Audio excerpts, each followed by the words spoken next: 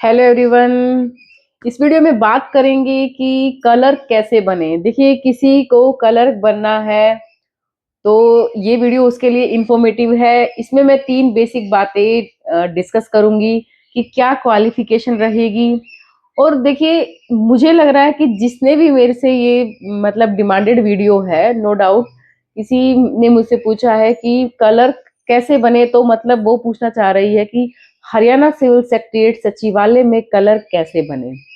देखिए, क्या आपकी क्वालिफिकेशन रहेगी, क्या आपको प्रेफरेंस देनी पड़ेगी, कैसे आप सिलेक्शन होंगे, क्या पैरामीटर मतलब सिलेक्शन के इस डिपार्टमेंट के रहते हैं, वो मैं डिस्कस करूंगी। और एज ए कलर मैं जब यहाँ सिलेक्टेड हुई हूँ, मेरा क्या एक्सपीरियंस रहा था, मैं मेरी अपॉइंटमेंट से लेके अब तक पूरा जो जो इस चीज पे मेरा एक्सपीरियंस रहा है वो मैं इस वीडियो में शेयर करूंगी।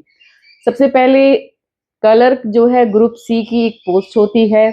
इसके लिए advertisement Haryana staff selection commission out करता है।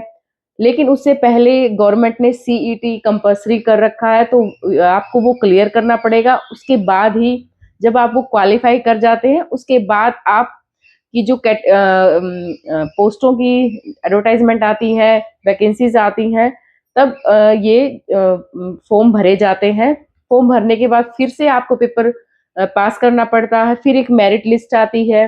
फिर सभी जो मेरिट लिस्ट में स्टूडेंट आए हैं, तो उनकी स्क्रूटनी होती है। स्क्रूटनी में प्रॉपर डॉक्यूमेंट्स चेक होते हैं, कहीं कहीं फ्रॉड वगैरह या डॉक्यूमेंट्स जो है फर्जी ना हो, तो उसके रिगार्डिंग स्क्रूटनी होती है प्रॉपर। उसमें वीडियोग्राफी होती है, आप सबको पता ही होगा।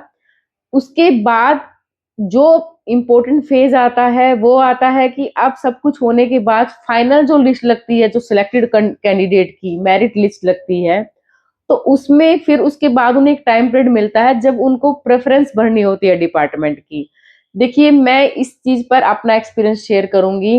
एज ए क्लर्क, जब मुझे प्रेफरेंस देनी थी, उस टाइम मुझे कुछ नहीं पता था कि चीफ सेक्रेटरी ऑफिस चंडीगढ़ में है और इस डिपार्टमेंट की क्या पावर है, और एडी डिपार्टमेंट बोलते हैं। मुझे नहीं पता था कुछ इसके बारे में। बट हाँ, मेरे हस्बैंड को पता था, तो उन्होंने मुझे इसके बारे में प्रेफरेंस देने के लिए बोला था। मैंने फर्स्ट प्रेफरेंस में चीफ सेक्रेटरी ऑफिस रखा था। अब बात, इसमें एक ट्विस्ट भी है इस बात में। देखिए, जब सिलेक्शन होता है चीफ सेक्रेटरी ऑफिस के लिए, जो भी कैंडिडेट सिलेक्ट होते हैं, उसमें एक तो आपकी प्लस टू में मेरिट वो देखा जाता है कि फर्स्ट डिवीजन है, कौन से डिवीजन है, तो फर्स्ट डिवीजन को प्रेफरेंस दी जाती है। उसके बाद आई थिंक कोई क्वालिफिकेशन क्राइटेरिया तो नहीं है, बट मे बी हो भी सकता है, क्योंकि वैसे तो कहते हैं कि मशीनरी ही उठाती है सारा डेटा और उसके अकॉर्डिंग ही लिस्ट बनकर आती है। मुझे इसके बारे में कोई ऑथेंटिक, जब तक मैं हमने देखा नहीं है तो हम उसके बारे में कुछ कह नहीं सकते। तो नो कमेंट। हो सकता है ऐसा भी कोई प्रोसेस रहा हो, बट मेरा 2 बार सिलेक्शन हुआ है चीफ सेक्रेटरी ऑफिस में, क्योंकि हमारी ही भर्ती थी जिसका रिजल्ट रिवाइज हुआ था। सेकंड टाइम फिर से मैंने प्रेफरेंस चीफ सेक्रेटरी ऑफिस को ही दी थी, और मेरा दोबारा से फिर से चीफ सेक्रेटरी ऑफिस मुझे मिल गया था मेरी प्रेफरेंस पे। बट मेरे साथ बहुत से ऐसे मेरे कलीग्स, मेरे एम्प्लॉई यहाँ पर हमारे साथ थे। कुछ तो अपनी विलिंग से चाहते ही नहीं थे यहाँ, लेकिन कुछ विलिंग से दोबारा अपने यहाँ आए थे और उनको मिल भी गया था, और कुछ को नहीं मिला था। तो ये एक प्रोसेस रहता है। डिपार्टमेंट की प्रेफरेंस आप खुद देते हैं। तो अगर आपको चीफ सेक्रेटरी ऑफिस में एज ए क्लर्क अपॉइंटमेंट लेनी है, तो आप फर्स्ट नंबर पर प्रायोरिटी चीफ सेक्रेटरी ऑफिस को देंगे। जब हमारी तो यही एक क्लर्क बनने का प्रोसेस है, वो मैंने बता ही दिया स्टार्टिंग में। जब हमारी अपॉइंटमेंट हुई थी, उस टाइम जितने भी हम सिलेक्टेड कैंडिडेट थे, हम सभी एक साथ बुलाए गए थे एक डेट को। 1 या 2 दिन इस तरह से प्रोसेस चला था अपॉइंटमेंट का। तो हमने हमारी ज्वाइनिंग सबमिट की थी, हमारे ओरिजिनल डॉक्यूमेंट वहां सबमिट कर लिए गए थे, जो 1 डेढ़ साल बाद मिलते हैं।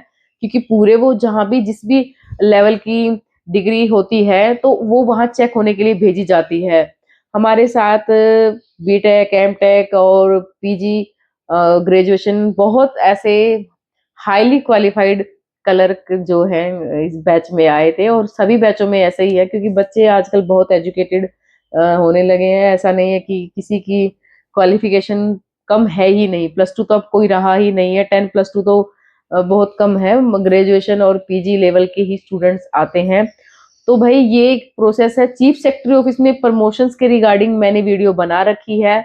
मेरी उसी वीडियो से इंस्पायर होके शायद किसी ने रिक्वेस्ट की थी कि क्लर्क कैसे बने, तो चीफ सेक्रेटरी ऑफिस को प्रेफरेंस देंगे तभी, अगर आप यहाँ सेलेक्ट हो जाते हैं तो फिर प्रमोशंस का मैंने पहले ही वीडियो बना रखा है कि क्लास ग्रुप सी का एक एम्प्लॉय क्लास ए ऑफिसर बन जाता है।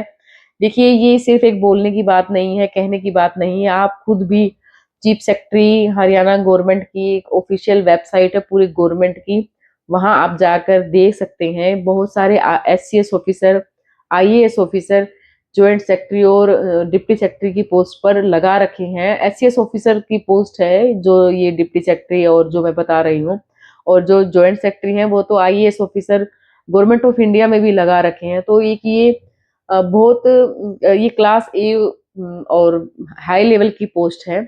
तो अगर क्लर्क जो ग्रुप सी का क्लास ए में ज्वाइंट सेक्रेटरी तक पहुंच रहा है, तो ये रियल में बहुत बड़ी बिग अचीवमेंट है उसके लिए। वैसे तो सचिवालय में अभी तक जहां तक सुनने आया है एज पर रिकॉर्ड 4 ही जॉइंट सेक्रेटरी की पोस्ट है, तो जॉइंट सेक्रेटरी बनना सबके लिए भी पॉसिबल नहीं है। ऐसा नहीं है कि सभी क्लर्क वहां तक पहुंच पाएंगे, डिपेंड करता है लेंथ ऑफ सर्विस पर, डिपेंड करता है कितनी जल्दी प्रमोशंस हो रही है और पोस्ट वैकेंट हो रही हैं। ये सभी फैक्टर इसमें बहुत महत्व रखते हैं। तो वीडियो थोड़ी लंबी हो गई है। तो भाई अगर आपको सच में क्लर्क बनने के बाद अगर कभी प्रेफरेंस देनी भी हो, तो अगर प्रमोशंस का अगर आप वो लेंगे क्राइटेरिया, तो चीफ सेक्रेटरी ऑफिस और डायरेक्टरेट ऑफिस भी अच्छे ही है। बाकी फील्ड में थोड़ा सा स्लो है, क्लर्क का प्रमोशंस हमारे साथ वाले गए हैं तो उनका इतना स्पीडली हो नहीं पाया है जितना डायरेक्टरेट और चीफ सेक्रेटरी ऑफिस में होता है। Thank you for watching my video.